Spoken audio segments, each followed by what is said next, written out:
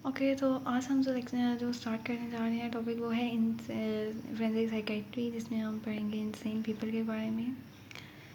और इसमें से हम सारी चीज़ें नहीं करेंगे जो एग्ज़ाम में आती हैं, वो चीज़ें करेंगे, इंपॉर्टेंट करेंगे। तो सबसे पहले हमें इसकी डेफिनेशन पता होनी चाहिए। इंसेन क्या होता है? इंसेन जो होता है वो पागल को कहते हैं इंसेन।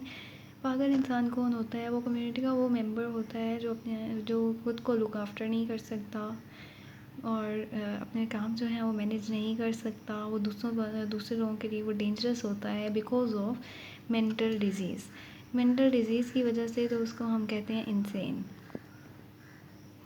उसके अलावा हमने क्या कुछ डेफिनेशंस करनी होती हैं। जो डेफिनेशंस हैं उसमें क्या क्या आ जाएंगी।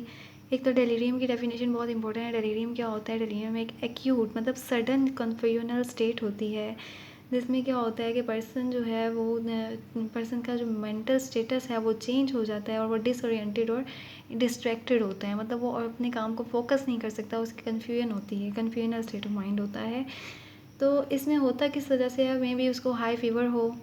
रीजंस क्या हो सकती हैं? ड्रग इंटॉक्सिकेशन हो सकती है, अल्कोहल उसने ली हो, कोई हेड इंजरी हो सकती है, उसकी मेटाबॉलिक डिस्टर्बेंस हो सकती है, या कोई मेंटल स्ट्रेस वगैरह हो सकता है।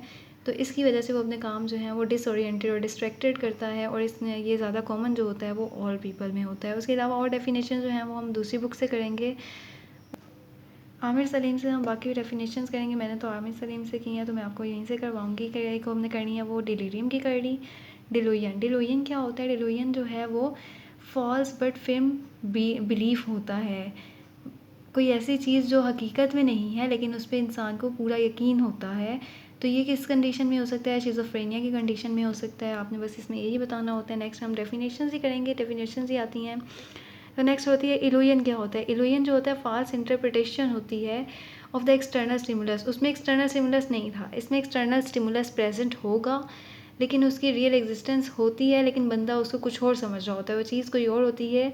तो इसमें क्या होता है कि एक स्टिक पड़ी है तो दूसरे वो जो है इंसान समझ रहा है कि वहाँ पे जो है वो स्नेक है, या अगर कहीं पे डॉग है तो वो डॉग को लायन समझ रहा होता है।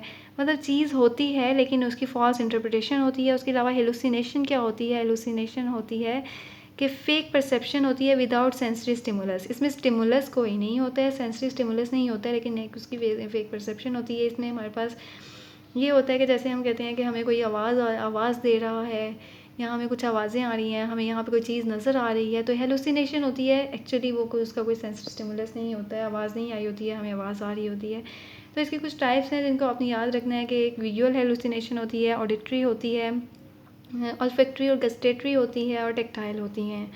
उसके अलावा एक और डेफिनेशन है जो हमने करनी है ऑब्सेशन की। ये इतनी इंपॉर्टेंट तो नहीं है, नहीं पूछते, लेकिन चलें आपको पता होना चाहिए कि डिल्यूजन होता है कि कोई ऐसी थॉट होती है, इमेज होती है, फीलिंग होती है या मूवमेंट होती है जो पर्सन करना तो नहीं चाह रहा है but he is compelled to carry it out.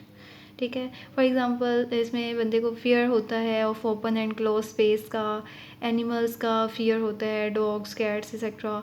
उसके अलावा एक बहुत इंपॉर्टेंट डेफिनेशन है ल्यूसिड इंटरवल की। ल्यूसिड इंटरवल क्या होता है? एक ऐसा पीरियड होता है मेंटल डिजीज़ में जिसमें there is complete cessation of symptoms के सिम्टम्स जो हैं वो अपेयर नहीं होते इंसैनिटी के। इसको हम कहते हैं ल्यूसिड इंटरवल। और ल्यूसिड इंटरवल में हमने दो चीज़ें याद रखनी होती हैं। अब शहबाज से आप देख लें कि ल्यूसिड इंटरवल जो है वो सेम ही है। ल्यूसिड इंटरवल में आपने दो चीज़ें याद रखनी होती हैं कि ल्यूसिड इंटरवल किस किस कंडीशन में हो सकता है। ल्यूसिड इंटरवल जो है हमारी कोई मेंटल डिजीज़ हो उसमें होता है, कोई हेड पे इंजरी हो जाए उसकी वजह से हो सकता है। यहाँ लिखा हुआ है हेड इंजरी में होता है ल्यूसिड इंटरवल, जिसमें एक्स्ट्रा ड्यूरल हेमरेज होता है। तो ये आपको पता होना चाहिए कि ल्यूसिड इंटरवल इंसैनिटी के अलावा किस और कंडीशन में होता है, तो वो होता है हेड इंजरी में। तो यहाँ हमारी डेफिनेशंस इस चैप्टर की कंप्लीट हो जाती हैं। इसके बाद हम स्टार्ट करेंगे कि टेस्ट फॉर इंसेन क्या होते हैं। इंसेन पर्सन को चेक करने के लिए टेस्ट कौन से होते हैं? तो वो बेस्ड होते हैं कुछ रूल्स पे। जो उन रूल्स में क्या होगा कि एक मैकनॉक्टन रूल होता है। मैकनॉक्टन रूल क्या होता है? मैकनॉक्टन रूल होता है कि वो कह रहा है कि at the time of committing the act accused was suffering from the disease of mind, not know the matter, nature and quality of the act। मतलब कि वो कह रहा है कि इसमें जो है मैकनॉक्टन का कहना है कि एक बंदा जो है वो इंसेन है, उसको नहीं पता है कि उसने कोई गलत काम मतलब गलत या इलीगल एक्ट किया है। और तो वो क्रिमिनली जो है वो रिस्पॉन्सिबल नहीं होगा। लेकिन अगर इंसेन पर्सन अपने लूसिड इंटरवल में है और उसको पता है कि उसने कोई गलत हरकत की है या कोई इलीगल काम किया है, कोई क्राइम किया है और वो जानता है कि उसने किया है, तो वो उस कंडीशन में वो कहता है कि वो पनिशेबल होगा। ये इसको MCQ आता है कि what is right from wrong क्या होता है, वो मैकनॉक्टन रूल होता है। मैकनॉक्टन रूल को राइट फ्रॉम रॉन्ग कहते हैं। उसके बाद हमने बता देना है डेलीरियम क्या होता है, सॉरी, एक होता है दुरहम रूल होता है। दुरहम रूल क्या होता है? दुरहम रूल कहता है, दुरहम कहता है कि जो है वो इंसेन पर्सन जो है वो क्रिमिनल रिस्पॉन्सिबल नहीं होगा because of the mental disease. तो फिर चाहे वो at the time of committing the illegal act वो अपनी ल्यूसिड स्टेट में था, ल्यूसिड इंटरवल में था या नहीं था, उसे पता है गलत है, उसे नहीं पता है, तो अगर वो इंसेन है और उसको सर्टिफाई कर दिया हुआ है कि वो इंसेन है, तो वो रिस्पॉन्सिबल नहीं होगा, उसको हम पनिश नहीं कर सकते। और एक होता है क्रूएंस रूल। क्रूएंस रूल क्या होता है? क्रूएंस कहता है कि वो भी यही कहता है कि क्रिमिनल रिस्पॉन्सिबल नहीं होगा एक इंसेन पर्सन, क्योंकि वो अपनी जो है उसके पास कैपेसिटी नहीं है कि वो अपने काम को रेगुलेट कर सके according to the requirement of law. तो मेंटल डिजीज़ की वजह से वो नहीं कर सकता, इसलिए जो है वो कहता है कि क्रिमिनली वो रिस्पॉन्सिबल नहीं होगा। उसके बाद वो कह रहा है कि ये सिमिलर होता है इररेजिस्टिबल इम्पल्स लॉ। तो हम इररेजिस्टिबल इम्पल्स लॉ एक और बुक है उसमें दिया हुआ, वहाँ से कर लेते हैं। ये हमारे पास दिया हुआ है आमिर सलीम में, इररेजिस्टिबल इम्पल्स लॉ होता है। ये लॉ क्या कहता है कि एक बंदे में सडन और इररेजिस्टिबल कंपेलिंग फोर्स आती है। मेंटल डिसऑर्डर में ये एक फोर्स आती है जिसकी वजह से पर्सन जो है has to commit the conscious performance of the act without any motive और फोरथॉट। तो ये है इररेजिस्टिबल, मतलब वो रेजिस्ट नहीं कर सकता उस फोर्स को, तो हम उसको कहते हैं कि इररेजिस्टिबल लॉ होता है। इसमें हमारे पास कुछ डेफिनेशंस हैं जो आपको पता होने चाहिए, जैसे क्लेप्टोमेनिया होता है, इसमें पायरोमेनिया होता है, मल्टी म्यूटिलोमेनिया होता है और सेक्सुअल इम्पल्स जिसे हम कहते हैं इरोटोमेनिया। तो इन सब की डेफिनेशंस आपको पता होनी चाहिए, MCQ में पूछते हैं। क्लेप्टोमेनिया क्या होता है कि stealing articles of no value. Pyromania होता है किसी चीज़ को setting fire to the things. और उसके अलावा होता है म्यूटिलोमेनिया होता है कि मेमिंग एनिमल्स लेम। और सेक्सुअल होता है एक्सेसिव सेक्सुअल डिज़ायर होती है इसमें। उसके बाद हमारे पास आ जाता है टेस्टामेंट्री कैपेसिटी। ये हमारा बहुत इंपॉर्टेंट क्वेश्चन है, ये आना चाहिए सबको। तो इसमें क्या होता है, इसकी डेफिनेशन क्या होती है कि every person of a sound mind, एक जो पर्सन है उसका साउंड माइंड होना चाहिए, उसको पता होना चाहिए सब कुछ, वो अपनी सराउंडिंग से अवेयर होना चाहिए। पर्सन इंसेन नहीं होना चाहिए इसमें, क्योंकि ये होती है, क्या होती है, capacity to make valid will, कि उसने अपनी प्रॉपर्टी के लिए जो है वो बताना होता है। उसके बाद हमने इसके जो है ये किस सेक्शन के अंडर आता है, सेक्शन 59 के अंडर आता है।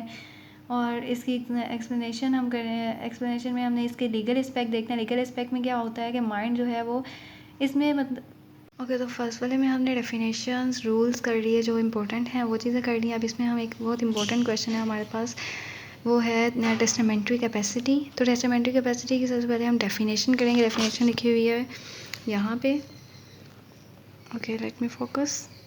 ओके, टेस्टामेंट्री कैपेसिटी होती क्या है? टेस्टामेंट्री कैपेसिटी क्या होती है? Capacity to make a valid will.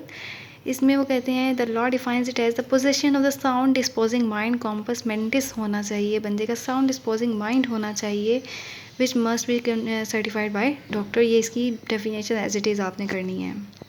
Okay, तो हम वापस आ जाते हैं वहाँ से जहाँ से हमने टेस्टामेंट्री कैपेसिटी लिखा हुआ है। इसमें एक्सप्लेनेशन क्या होती है? टेस्टामेंट्री कैपेसिटी जो है वो अगर इंसेन पर्सन में देखी जाए टेस्टामेंट्री कैपेसिटी, उसमें उस पीरियड में वो बना सकता है जिसमें वो ल्यूसिड इंटरवल में होगा, क्योंकि ल्यूसिड इंटरवल में उसका साउंड डिस्पोजिंग माइंड होगा। तो नेक्स्ट हम देखते हैं कि इसके लीगल एस्पेक्ट क्या है, मेडिकल एस्पेक्ट क्या है। लीगल एस्पेक्ट जो है वो हमारे पास है कि माइंड हैज़ 2 फंक्शंस। माइंड के 2 फंक्शंस होते हैं, मेमोरी कि वो याद रखे, अंडरस्टैंडिंग मतलब नॉलेज, कंप्लीट नॉलेज होना चाहिए। Both of these are very important to make a valid will. और मेडिकल एस्पेक्ट क्या होता है? मेडिकल एस्पेक्ट में वो कहते हैं कि सम टोटल होता है मेमोरी का और अंडरस्टैंडिंग का, तो वो इंटेलिजेंस होती है। मेमोरी जो है वो बहुत इंपॉर्टेंट है। मेमोरी किस चीज़ की मेमोरी होनी चाहिए कि वो रजिस्ट्रेशन होती है। मेमोरी किस पे डिपेंड कर रही होती है? रजिस्ट्रेशन पे, रिटेंशन पे एंड रिकॉल पे। ये मेमोरी हमारे ब्रेन के फंक्शंस हैं कुछ, रजिस्ट्रेशन, रिटेंशन, रिकॉल। तो रिकॉल जो है इसमें से बहुत इम्पोर्टेंट है, क्योंकि बंदे को अपनी एक्सटेंट ऑफ स्टेट का पता होना चाहिए कि उसकी कितनी जायदाद है, उसके जो जायदाद के वारिस हैं वो कौन किसको बना रहा है, कौन है वो, उनके साथ उनका रिलेशन पता होना चाहिए उसको। उसके बाद हमने देखना है अंडरस्टैंडिंग क्या होती है। अंडरस्टैंडिंग होती है कि नॉलेज उसको होना चाहिए कि उसका जो वो उसका रिलेशन जो है वो जिसको हेयर्स के साथ उसका रिलेशन क्या है। टेस्टेटर होता है जो मतलब जो बंदा वैलिड विल बना रहा है जो। और उसके बाद हमने बता देना है इसमें ड्यूटी ऑफ डॉक्टर क्या होती है। डॉक्टर की ड्यूटी देख लेनी है। डॉक्टर की ड्यूटी क्या होती है। डॉक्टर की ड्यूटी होती है कि वो टेस्टेटर है कि वो इस चीज़ को सर्टिफाई करे कि टेस्टेटर जो वैलिड विल बना रहा है उस पर्सन के पास इंटैक्ट मेमोरी है, अंडरस्टैंडिंग है at the time of making the will. और उसके अलावा उसको पता होना चाहिए उसकी जो मतलब under the action of intoxication या डिलूजन नहीं होना चाहिए। मतलब वो अपनी कंप्लीट कॉन्शियस स्टेट में होना चाहिए, कॉम्पस मेंटिस होना चाहिए उसका। तो डॉक्टर उससे किस तरह से वो उसको जो है वो क्लियर करेगा कि उसको असेस कैसे करेगा। तो उससे उसका नाम पूछेंगे, करके नाम पूछेंगे, उसको पूछेंगे वेयर ही इज़ लिविंग, वो कहाँ रहता है, what is the extent of state, उसकी इतनी जायदाद है, उसके लीगल हेयर्स कौन है और क्यों है, किनको बना रहा है और क्यों बना रहा है, और वो किस तरह से अपनी जो है प्रॉपर्टी वो दे रहा है, वो सेल आउट कर रहा है या सिर्फ वो उसको विरासत में दे रहा है, ये आपको पता होना चाहिए। उसके अलावा जो है ना एक क्वेश्चन पूछते हैं कि हम किस तरह से टेस्ट करते हैं इंसेन पर्सन को। तो टेस्ट करने के लिए यही क्वेश्चंस पूछे जाते हैं इंसेन पर्सन से, ये भी पूछते हैं। मतलब ऑल्टरनेटिव क्वेश्चन ये आता है कि किस तरह से हम उसको टेस्टिफाई करते हैं। ओके तो उसके बाद एक और क्वेश्चन आता है व्हाट इज़ क्राइम। क्राइम क्या होता है। क्राइम जो होता है एक एनी सोशल हार्म होता है विच इज़ जो कि पनिशेबल होता है बाय लॉ, उसको हम कहते हैं क्राइम। क्राइम के आगे दो पार्ट्स होते हैं जिसमें हम कहते हैं मेंस रिया होता है और एक्टस रिया होता है। मेंस रिया क्या होता है जिसमें बंदे का गिल्टी माइंड होता है। इसमें क्या होता है उसकी इवल इंटेंशन प्रेजेंट होती है या उसने इरादा किया होता है कि उसने ये जो है वो जुर्म करना है, वो होता है मेंस रिया। और दूसरा होता है एक्टस रिया। मेंस रिया अगर सिर्फ मेंस रिया में सिर्फ उसका माइंड होता है, उसने माइंड बनाया होता है कि उसने ये जुर्म करना है या इलीगल क्राइम करना है।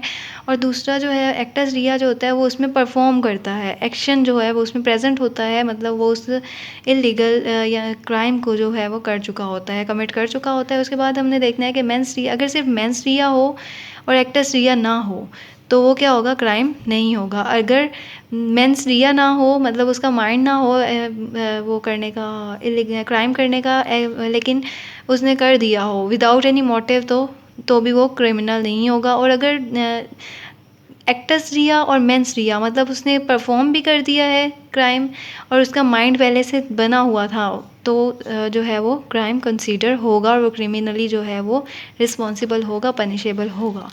उसके बाद हमने देखना है अनफिट टू प्लीड। या यूएचएस में एक क्वेश्चन पूछा हुआ था स्नैरियो बना के कि किन किन रिलेशंस में जो है वो हम जो है वो उसको जो